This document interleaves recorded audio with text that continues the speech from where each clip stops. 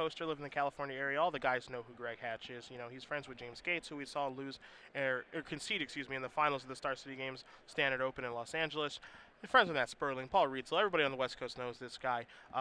Oftentimes you're going to see him in PTQ finals. Sometimes he'll win, sometimes he'll lose. I know in his first Pro Tour he ended up making top 25 and cashing. It's been some difficulty for him to actually, you know, clinch a PTQ victory. But for this tournament, again, he qualified last weekend in Oakland by making top 4 with Mono Blue Devotion. Barely made it out here. Took the mega bus over from the San Francisco area on on Thursday night. Slept on the floor once he got in at 4 a.m. And now here he is in the finals of the tournament with the Cloudfin Raptor to start. Here's the thoughts he's from Brown UC, a Frostburn Weird, a Judges Familiar, and a couple islands as we begin the finals. So this is a pretty weak hand from Greg. He did not mulligan here. And you have to wonder when you're playing this matchup. I think Mono Black Devotion probably has a slight edge here just because of the fact that they can actually interact with the creatures and kind of kill cards like Nightveil Spectre.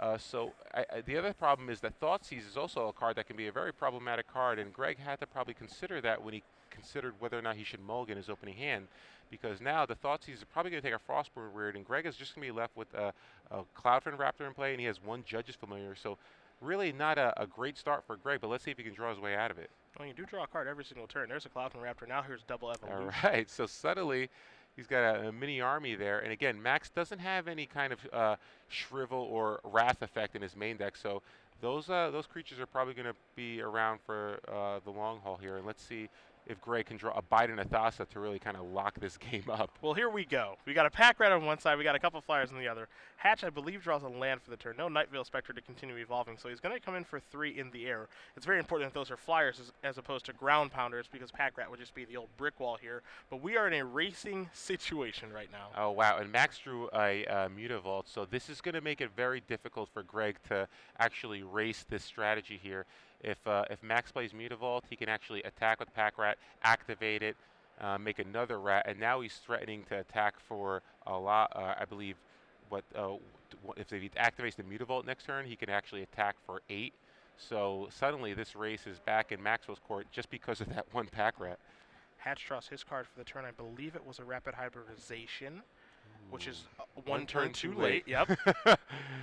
So he could take out one of the rats if he needs to in order to kind of it might have an impact on the game, because again, Pack Rat is +1/+1 for each rat in play. So if you kill one of the rats during the attack, you remove that rat from combat, plus you shrink all the other rats. So it might come down to racing. It could help, but again, Gregan is going to be in a tough position here because he only has basically 3 1/1 flyers as the hacker. So the other thing that he can do, of course, with Rapid Hybridization, you can target his own creature with that. So if he targets a Judge's Familiar, he's going to get a 3/3, which is going to involve both copies of Cloudfin Raptor. So it'll make it so to be an attack for 4 in the air, put Brown down to 10.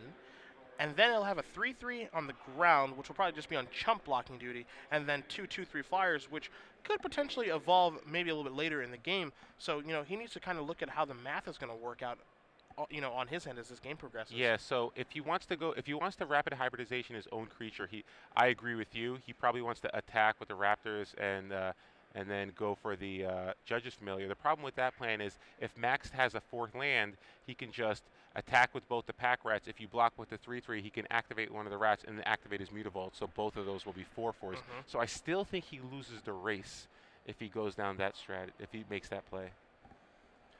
You see, with his hand in his hair, trying to figure out exactly what he can do to try to win this race. And it's funny because we might see Max Brown play 1 card this game. Yep. 1 spell and win the game. Pack Rat is all you need. It's quite the good spell. Okay, I guess he did cast a Thoughtseize to start. So okay, the 1/2 punch of Thoughtseize Pack Rat. Thoughtseize Pack Rat, that did it. So let's see here. We're gonna get an attack from Greg. The other option he has is maybe just to hold the Rapid Hybridization and hope that Max tries to get a little aggressive and activate that Mutavault and attack again. Yep. But again, as we've read from Zvi Mausch's article on StarCityGames.com, generally the best thing to do is just activate Pack Rat. Just keep doing it. Just can't stop, won't stop. Keep making Pack Rats until your opponent dies. And if they somehow draw perfect or something to get out of the situation, so be it. But Pack Rat puts on so much pressure. I mean, we're talking about a player at Hatch who's at 18, and we're talking about how he can die in like 2 turns if he's not careful. And yeah, so if Greg is just attacking for 3 here, there is a chance he might just hybridization his own familiar mid-combat. and then block one of the rats, depending on how Max attacks. So, no, but he's going to go for the play that you suggested here. Well, I think at this point, because Hatch has taken so long this turn, I think he doesn't have much of a choice to do this, right? Because I think he's given away pretty well that, okay, I have rapid hybridization in my hand. I'm just trying to figure out what to do with it. Yeah. You know, by playing that slow and then attacking with the creatures, but you're saying, okay, they haven't dealt damage yet. You know, what else could he possibly have? Yeah, so it's actually Max not only has a fourth land, I believe, but the fourth land is a Mutavault. So pretty good fourth land for him because, again, both those Mutavaults can pump rats. So I think Max's best line here is probably just play the fourth land, attack with both pack rats, and then if Greg does decide to block, or even if he doesn't, you're going to activate those rats this turn. The question is Max afraid of a card like Cyclonic Rift that can throw off his math? This is still a very close race. He's facing down two flyers. Three flyers. Thankfully for Max, because they have access to the deck list, he knows that there are no Cyclonic Rifts coming. Hatch's list does have 3 copies of Rapid Hybridization and 2 Domestications, 2 Bidens, and then 1 Jace as far as the spells are concerned.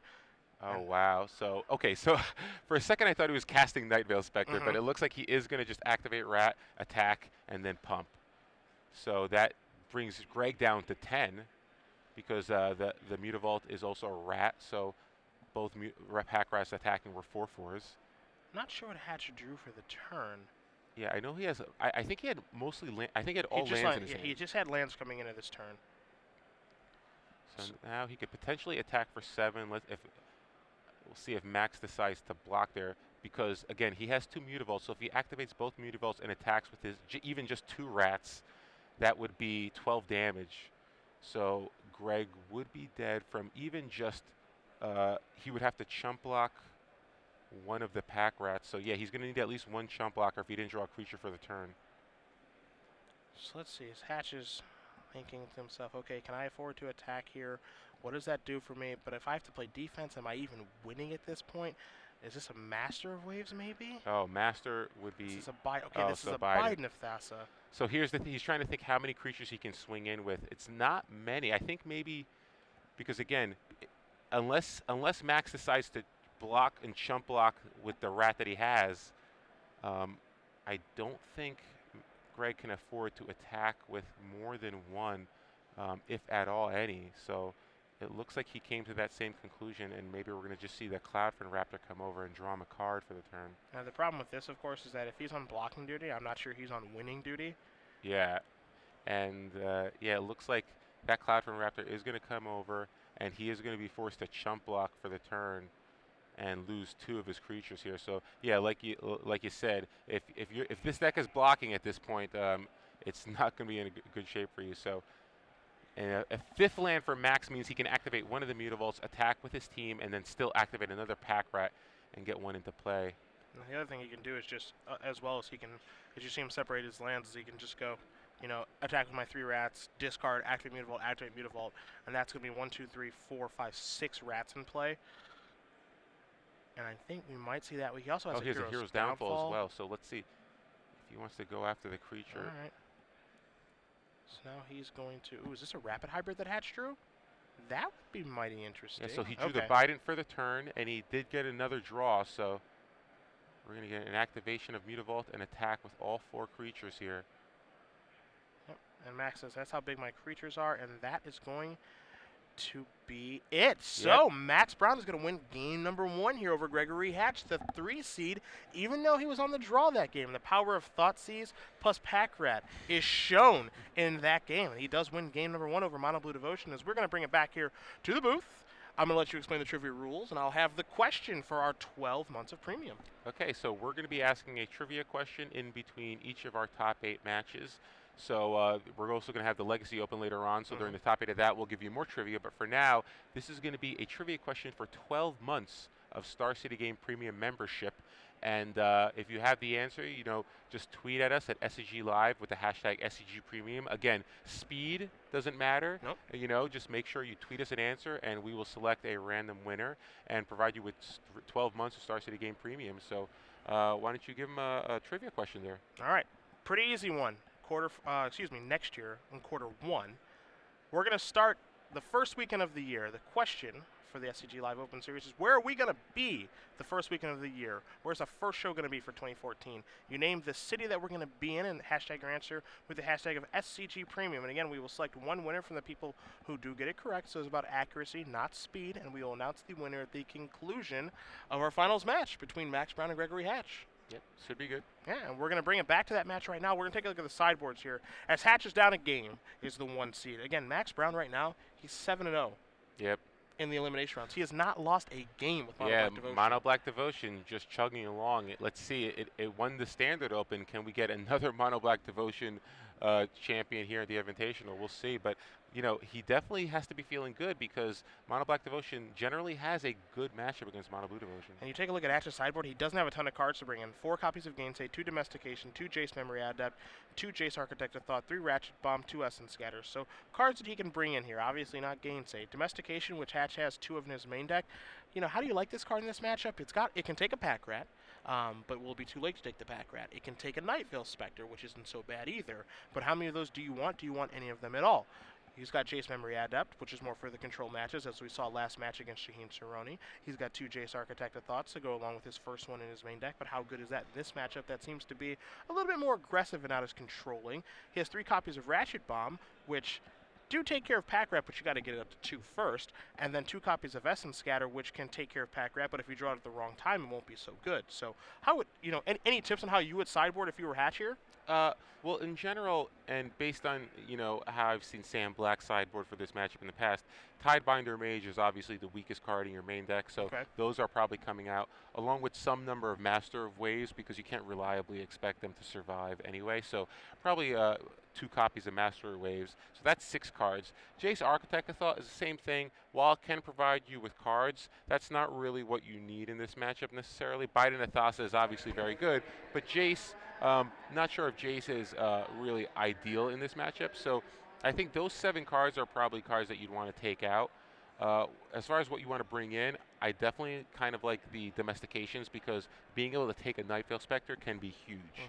Obviously, it's another way to take a Pack Rat, and so that gives you some options there. Same time, I also like Ratchet Bomb. I think Ratchet Bomb is another way for you to deal with Pack Rat, and you have much less 2-drops in your deck because you're boarding out the Tidebinder Mages, so there's not going to be as much of a risk of you losing some of your own permanents. So I kind of like the Ratchet Bomb as an out to Pack Rat, and 2 copies of Essence Scatter. I actually kind of like that card as well, just because, you know, Desecration Demon can be an issue for this deck, and again, along with Night Veil Spectre as well. So I kind of like Essence Scatter as well as a way to counter cards like Night Veil Spectre and Desecration Demon, along with the aforementioned Pack Rat. So if I were Greg, I'd consider bringing in those 7 cards for 4 Tidebinder Mages, 2 Master Waves, and maybe 1 Jace Architect of Thought. On the Mono Black Devotion side of things, a sideboard that's very reminiscent to what Owen Turtenwald won Grand Prix Albuquerque with. And if you remember, Turtenwald did defeat Sam Pardee in the finals playing Mono Blue Devotion. We take a look at Maxwell Brown's sideboard of 3 Lifebane Zombie, 4 Dark Betrayal, a Doomblade, 3 copies of Farika's Cure, and Erebos, God of the Dead, and 3 copies of Duress. How would you want to do things here? Well, obviously, Doomblade is a very important card. It allows you to kill Master Waves. It allows you to kill some of the flyers that you can have some difficulty dealing with. Kills Frostburn weird, so I like bringing in the Doomblade. Duress is another card that I think you don't love in this matchup because, you know, you're playing against a creature-heavy deck, and a lot of times that card can actually just be a miss. But I think because of how good cards like Domestication and Biden Athasa are against you, I think it's actually a concession that you kind of need to make. Okay. So I think you might have to board in a couple of copies of Duress there. Farika's Cure is another card that's kind of interesting because sometimes just being able to go after Cloudfin Raptor or Judge's Familiar is useful, but again, there's not really that many targets for a Farika's Cure, so I expect them to probably just bring in maybe a Doomblade and a couple of copies of Duresses. I don't think you really need to go overboard. All right, well, Hatch is going to be on the play here as he did lose the first game. We'll see, starting off with a Mutavault. Interesting. It's going to be a turn to attack for 2. I wouldn't love to be in that spot if I were Hatch. That also means no Night Veil Spectre on turn 3. Yeah, that's the big thing, but maybe he'll have one of the powder cakes he boarded in. But no, it looks like he's just going to attack for 2 here. So yeah, you got to do what you got to do. Yeah. You got to take the draws your deck gives you sometimes. And I don't think you can afford to make an attack here on this turn with Mutavault. Yeah, I have to expect him to have a Thassa. I can't imagine he would keep a hand like this. No 1-drop, no 2-drop without a Thassa. So, yep, that's what we see here. A Thassa is going to come down. And obviously, that's a huge card in this matchup. Allows him to scry to make sure he doesn't minimize his land flooding, make sure he gets the cards he needs, and keep the action going for his deck. So that's a huge card for him. Maxwell really doesn't have an answer to Thassa, God of the Sea. Obviously, indestructibility, difficult for Mono Black to deal with. Devour Flesh could theoretically get it, but that's very difficult. Yeah, that would be pretty tough to do. Greg would basically need like a Biden Athasa in play and like a Jace Architect and no other creatures. Temple of Deceit going to come into play there for Brown as he just passed the turn back. He's off to a very slow start as opposed to the last game where we saw the old Thoughtseize plus Pack Rat 1-2 punch. Hatch is going to, looks like tap 4 mana here, maybe deploy some more things to the board after he did scry with Thassa on his upkeep. Yeah, if he goes turn 3 Thassa, turn 4 Biden, he's got to be really happy right now, especially if Max has 0 pressure on the board. The only card he would have to be concerned with is Desecration Demon. Here's a Master Ways for just 2 Devotion, so not all that great here. You see Brown does shuffle his hand around a little bit. I'd be surprised if this lives. And yeah, there's a Freakus here to take care of that very easily. So Brown will move up a couple of life points. The elemental tokens will go bye-bye, and Brown's going to untap and draw his card. There's a Thoughtseize to get the show started. So wow, yeah, so there you see that domestication, that's going to get gone, and he just left with a rapid hybridization, which will likely have to go after a Night Veil Spectre. Now, Brown could have just slammed down a Desecration Demon that turn, but he chose not to. He wanted to get the discard spell out there, see exactly what Hatch was working with, and then deploys a Night Veil Spectre. He still has the Demon in his hand, also has a Freakus Cure and a Grey Merchant of Asphodel to go along with the Devour Flesh, as Hatch is going to draw his card. Looks to be a Frostburn Weird for the turn. So not a bad draw for Greg. He's a little closer to activating his Thassa, but again, the cards that really matter in this matchup are Domestication and Biden and Thassa, as well as Thassa itself. So Thassa alone is good, but you're going to need a little help here. And let's see, Frostburn Weird comes down. It looks like he does have an island, so he can play an island and still have a hybridization up if he chooses to go after the Night Veil Spectre, which he'll likely do on Max's turn, so the 3/3 will be able to attack. Yeah, I mean, does he want to take care of that? How much does he care about the Spectre, or does he want to save it for maybe a card like Desecration Demon? My big fear here is if you let the Night Veil Spectre attack, considering that Max already has a Temple of Deceit in play, there's a chance that he might be able to hit a Thassa or a Master of Veil and then be able to cast it. And again, he could hit hybridization in response in mid-combat, but still, I think you'd rather just do it now before you take damage. All right, so Rapid Hybridization is going to take care of the Night Veil Spectre. 3/3 Frog Lizard coming into play for Brown, and now he's going to decide what he wants to play here. Going to start off with a Mutavault.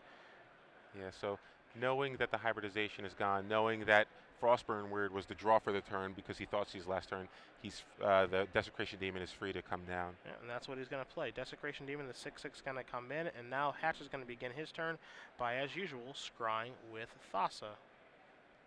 Max has 3 cards in his hand. It looks like another Freakus Cure along with a Grey Merchant. Draw step here for Hatch. He puts the top card on the bottom. We know he's got a Mutavault over there. The other question is, what's the other card? So it looks like a Night Veil Spectre here. That turns on Devotion. Yeah, that turns on Devotion here. So not a bad card. It'll allow him to attack with Thassa if he chooses, as well as potentially go in the air next turn, but he'll have to sacrifice a creature to tap down the Desecration Demon. He's got 3 Mutavaults as bait, so I wonder what he wants to do this turn. If he wants to maybe sacrifice a Mutavault so that he can attack by the Desecration Demon with Thassa, or if he's going to use the Mutavaults defensively so the Desecration Demon can't get into the red zone. Yeah, I think he's okay with just passing. I don't think he wants to be aggressive here. He really is not in a good position to do anything. And Maxwell did draw a Hero's Downfall, so that's going to take out the Night Veil Spectre and turn off Thassa. So let's see if we're going to see a tap down of Desecration Demon now. I think Greg was fine with taking a hit from a demon before, but now he might want to just tap it down with one of his Mutavaults. This is kind of a beating right now, too, because Max is going to put Desecration Demon's effect on the stack, and if Hatch were to activate a Mutavault and say, I'd like to attempt to sacrifice this, Max has a Freakus Cure to kill that Mutavault, and then he'd have to sacrifice another Mutavault if he wants to stick with that game plan. Either way, in for 6 comes Brown. Thassa's going to put the top card on the bottom. We're going to need a Biden and a Thassa here. That's right going to be away. an important one. Well, Hatch is tapping 4 mana. Let's see here. Some So Master of Waves. yeah, 3 colors and a blue. That Looks is a like it's Master. Master. Unfortunately for Hatch, it's just not going to have a huge impact on the game because Brown does have another removal spell for the Master in Farika's Cure. So 4 Elementals are going to come into play momentarily, but they're going to leave shortly. Yeah, and that's why Master Waves, usually you don't want to keep in all 4 in this matchup because it's really, it's unlikely it's going to stick around for very long. Hatch is going to pass the turn back. Immediately, Farika's Cure is going to take care of the Master of Waves. So there goes that and all of its tokens. So you're not going to be able to use any of those tokens to tap down the demon, unfortunately. And now with Greg at 14, that demon's going to start doing some heavy lifting. What is Greg going to do this turn? Because Maxwell still has that Gray Merchant in his hand, so that's another 4-point life swing there. I tell you, this is where things get really, really difficult, and you can see exactly how powerful the mono black deck can be. Because again, this game doesn't even involve pack rat. This is like a different game completely. Sure, Thoughtseize was cast in this game, but this is a game of just removal and efficient threats. Yeah, it's Desecration Demon is very, very difficult for the mono blue deck to beat that card as well, just because it blocks your whole team, including Thassa even, if they don't activate it. And at the same time, you don't have a lot of creatures that you can afford to just sacrifice it and tap it each turn. So it's a very difficult card to erase, and they really don't have any way to interact with it other than rapid hybridization. So the trigger's put on the stack for Desecration Demon, and Hatch says, that's fine, go ahead and deal me 6, which Brown will do. Put Hatch down to 8. As you mentioned, there is a Gray Merchant in the hand for Brown, so he could play that right now and have it be a drain for 4, and that would put Hatch down to 4 and Brown up to 24 if he wants to do that. Yeah, I like holding it, though, just because Greg might think that he's safe for a turn, and then you might just be able to kill Greg next turn. But we'll see what he's going to do. Maybe he might want to just put the pressure on Greg so that Greg is forced to start sacking creatures right away. It also makes it so the next Gray Merchant is lethal if he ever draws it. That's true, yeah. So Greg goes down to 4 here, and he's going to scry for the turn. See, now, oddly enough, Master of Waves is actually pretty good. But, you know, the first 2 died. Now he needs to find the 3rd copy of it, and that's only because Brown doesn't have a removal spell, and Brown can draw a removal spell. Yep, so Greg decides to keep the card. Spectre? And it is a Nightveil Spectre here, so that will turn on Thassa. Red and it zone. Looks like Thassa's entering the red zone. Well, he can't sit here forever, right? Yeah. Well, Greg has 3 copies of Mutavault that he can use to kind of sacrifice to tap down the Desecration Demon, and he does have 2 blockers for both the 3/3 and the 2/4 Gray Merchant. So trigger goes onto the stack for Desecration Demon. Mutavault's going to get activated. Max does have a Devour Flesh in his hand, so he could respond with a Devour Flesh. But again, with 3 Mutavaults, Greg is going to be safe at this turn. Yep. So Hatch says, I will activate a Mutavault in response to your Desecration Demon trigger. May I sacrifice? Well, there is the Devour Flesh that you mentioned. So Greg is basically going to be forced. That's in response to the Mutavault activation. Yeah, so Greg is basically forced to activate another Mutavault if he wants to. Or he can just sacrifice. Oh, yeah, so he's going to have to act. He's thinking about activating again. He's got to sacrifice a Mutavault. I don't think he has much of a choice because if he sacrifices a blue creature, then Devotion's gone, and he needs that Devotion to be able to win this game. Yeah, plus those are 2 really good blockers right here, facing a 1/4 facing down a 3/3 and a 2/3 facing down a 2/4. So, yeah, definitely going to activate another Mutavault, just thinking about what Max could have in his hand. But again, we know what Max's hand is. It's just a swamp, so he should be safe to just activate another Mutavault here. And one of the more important things here, too, for Hatch is because of Devour Flesh, he's actually going to gain some life back. So right now he's at 4, but he's going to go up to 6, which means he can actually afford to take some amount of damage here from an attack. Obviously, you don't want to take a ton because, you know, there's the chance of Gray Merchant and everything else that Max can draw. He's going to sacrifice that Mutavault to take care of that. But it's a step in the right direction, at least, as Hatch moves up to 6 life. Yeah, so Max doesn't have a good attack now, and Greg is going to scry again. And let's see here. It's possible. Yeah, Master Waves would obviously be huge now because Max has no cards. I still think Bident is okay here. Nightveil Spectre could potentially attack and get a card for Greg, although, again, he can't really cast anything. And I don't think either player have Nykthos Shrine to Nyx, so it's not really going to be that. He's basically going to have to hit like swamp removal spell. Oh boy, he's getting real aggressive. So he must have drawn possibly another Frostburn Weird here would be good. or the best thing would be obviously Master Yeah, Wave. So Master is number 1. let's see. Greg's going to attack with both, looks like Thassa and Night Veil Spectre. That's 7. That could drop Maxwell down to 12. And Master Waves could suddenly just mean that Greg is lethal next turn, potentially. Mutavault activation. Looks like that's going to be on. Maybe that's going to block here. Because I think that Brown realizes what Hatch is trying to do is he's trying to like, whittle away his life as much as he can and cut the draw steps that Brown can have to win this game while also maximizing his draws via Scry so that he can maybe slam down that 3rd Master or something of that nature. Yeah, I don't think he thinks Mutavault is going to be that much of a factor this game. Plus, he doesn't want to chump block with a Gray Merchant because a 2nd Gray Merchant is still lethal for him with Greg at 6. Begs the question, the longer that we go, who does this game favor? It seems like Max would want to play more turns, but at the same time, when you've got a Thassa out there that's active and scrying, I don't know who wants to play more turns in this game. Yeah, well, Maxwell, Max has a lot of live draws. Even a removal spell would be pretty good for him right here because if we're assuming that Greg's draw for the turn was a Master of Waves, then suddenly his plan goes right out the window. So we'll see. And even being able to take out that Night Veil Spectre turns off his devotion. So Brown's going to take 7. He's going to turn over a Swamp. That was a good hit. That's what we needed. We were going to say, like, runner would have to be Swamp removal spell. So that Swamp's going to come into play. And Hatch is going to pass the turn back, so this smells like a Rapid Hybrid. Brown's going to draw a card. He's got a Swamp in his hand. Well, he doesn't even need a Rapid Hybridization here because he just needs to tap that down. Max can attack with both creatures, but then that's still not lethal because Greg's at 6, so he could still block the 3/3 and just take 2 from Gray Merchant. So he doesn't necessarily have a creature. He just needs to make sure that Desecration Demon gets tapped out. Going to activate Mutavault, sacrifice that to Desecration Demon. Okay. Any beatdowns to be had here? Activating Mutavaults. Looks like the answer is yes, there are some beatdowns to be had here.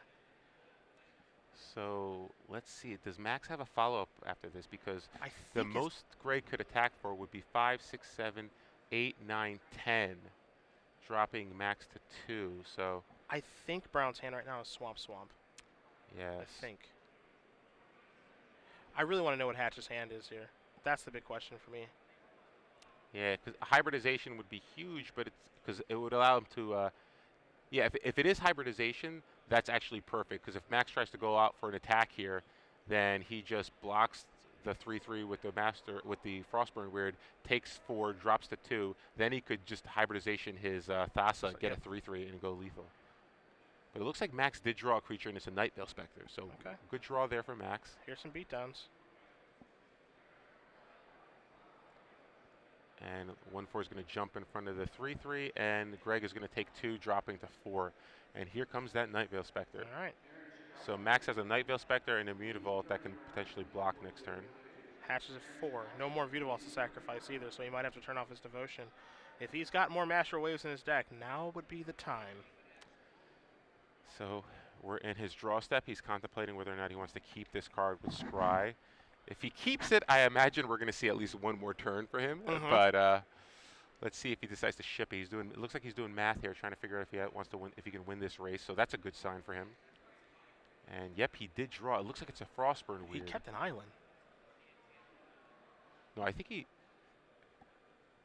He has an island Rift in his hand. Maybe it's Cyclonic Rift. Oh, okay. So yeah, he doesn't have any Cyclonic Rifts in his deck. So it's just he has at least an island in his hand.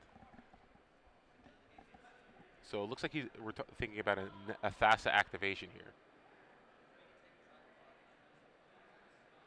So if he activates Thassa on the Night Veil Spectre, I don't think he can win this race just by activating. He needs something else here. I'm very curious as to why. So when he scryed last turn, he kept the island because he kept the top card and he drew island. Okay, so I think his plan here is to drop Max down to 7 with Thassa, activate Thassa, make my. Okay, so he's going to drop him down to 10 here. Attack with the Spectre. Make Spectre unblockable.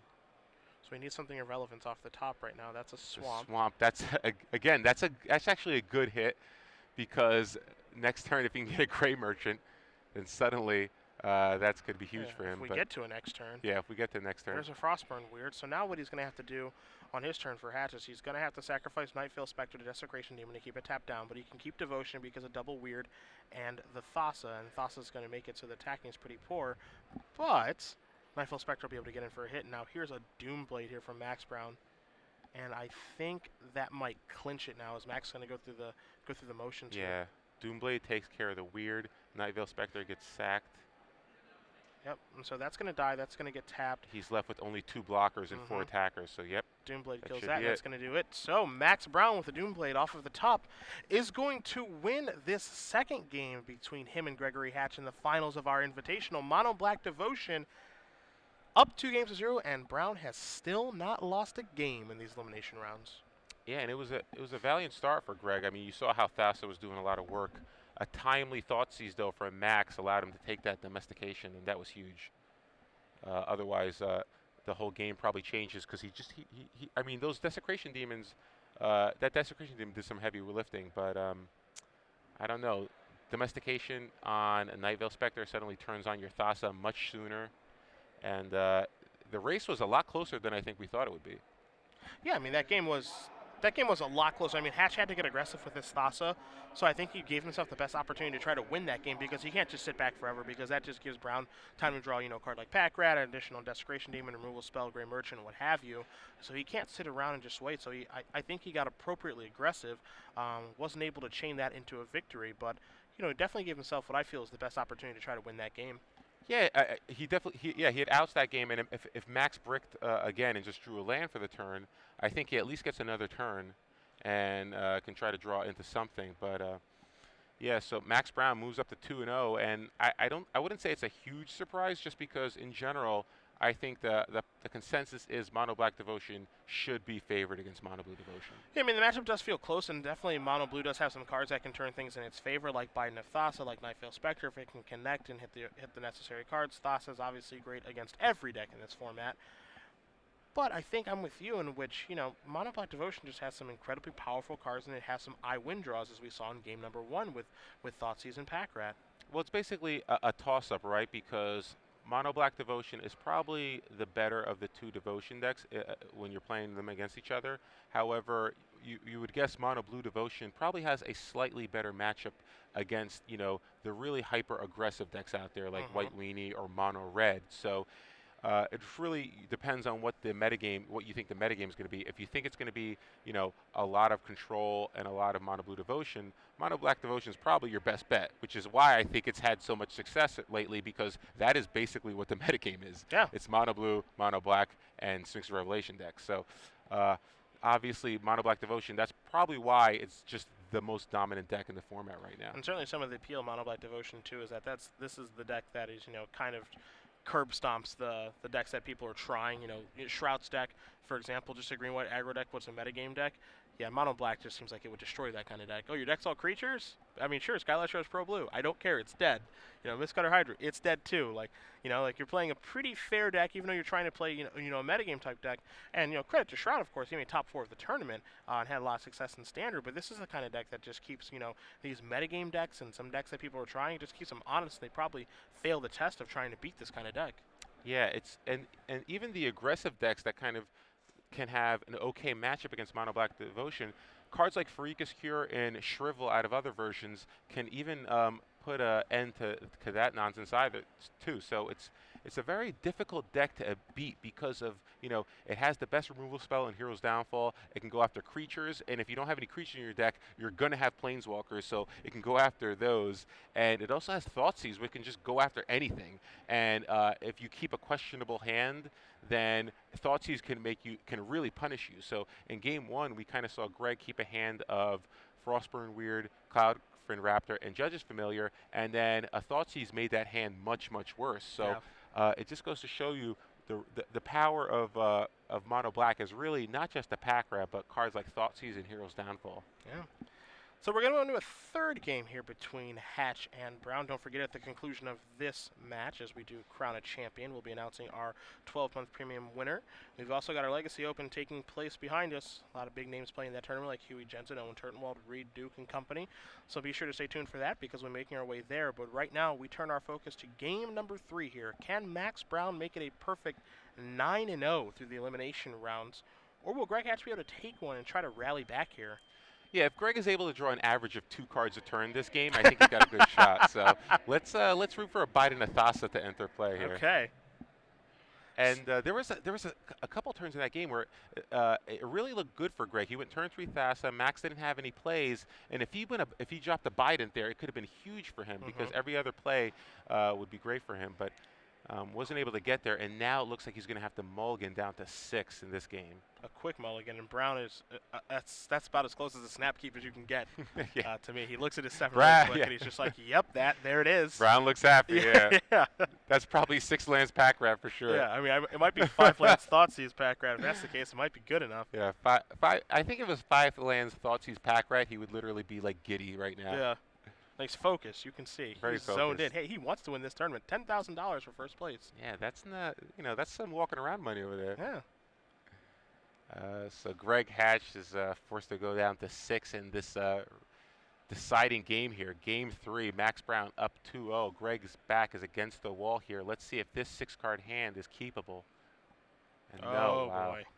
So Max, Oh boy. So Greg Hatch is going to have to go down to 5 cards, and I'm going to have to change my estimate here. I'm going to say he's going to need to draw an average of 3 cards a turn now for him to have a chance. So let's see. Greg Hatch mulligan to 5 here. Max Brown still content with his 7. So what kind of hand can Greg sculpt here and off of 5? I mean, there's still plenty of cards, like 1 drop, 2 drop, 3 drop.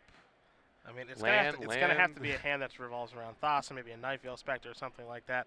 The problem with this, obviously, is that when you mulligan at 5 and you get Thoughtseized, yikes. Yeah, let's hope that, for Greg's sake, let's hope that Max's hand does not have a Thoughtseize in it because that's just a nightmare scenario here. But Greg Hatch looking at his 5-card hands, and he is okay. And here, step 1, 1 drop. He's got a duress. Okay, he's thumbing for a Wow. Thoughtseize. Oh Domestication, and Night Veil Spectre. It's gonna have to be runner. Nothing's funner. So yes, Thoughtseize takes out a domestication, a Night Veil Spectre rather, and Greg bricks on a land for that turn. Freakish Cure is the draw here for Brown, and if you're Max Brown, and I know you've won a Pro Tour, you can sense it now. Yeah, he kind of feels, all right, just be calm, just collect yourself. You're in good shape. Don't make any mistakes. You don't really need to duress here. You probably want to just cure and pass. I think you probably want to cure on it. You should have cured on his upkeep though, in case he had a hybridization. But he doesn't, and we're going to see a duress here. Here's a duress, and I don't know if you saw what his That's draw was for the turn. Yep, perfect timing here. Yep. Perfect sequencing for Max. He's able to take the rapid hybridization and then just drop that pack rat. Yep. He was going to take a look at domestication and says, okay, I just want to make sure that does cost 4 mana. You're not even close to that. Okay, so this is a situation where, again, when you're on the cusp of winning a tournament for $10,000 and some notoriety and everything that comes along with that, you want to be super careful. As here's a pack rat. He takes the domestication, which is a little bit of a surprise to me. So he didn't take the hybridization there. Interesting. And maybe he thinks he could just win with that. He does have another duress in his hand. It looks like he might have another pack rat. Aha. So that's the jig is up. He wanted to just get a 3/3 into play. Now he's going to duress away, probably cast duress again, take that last domestication. There's a Biden. Hey, you said he needed to draw Biden. That's true. He did need to draw Biden. Yep. Yes, that is true. You see, Brown is basically cutting Hatch's outs now, and part of the reason is, again, now if Hatch were to just run off some lands, he doesn't even have domestications to cast now. There's a pack rat. There's an attack for 3. And Hatch is sitting here with 1 land in play, a Night Veil Spectre and a Biden, so even if he were to draw the lands, it's not going to do it. And Maxwell Brown defeats Greg Hatch 3-0. He is your Star City Games Invitational Champion, 9-0 in the elimination rounds. 9-0 in elimination rounds with Mono Black Devotion. So in the course of around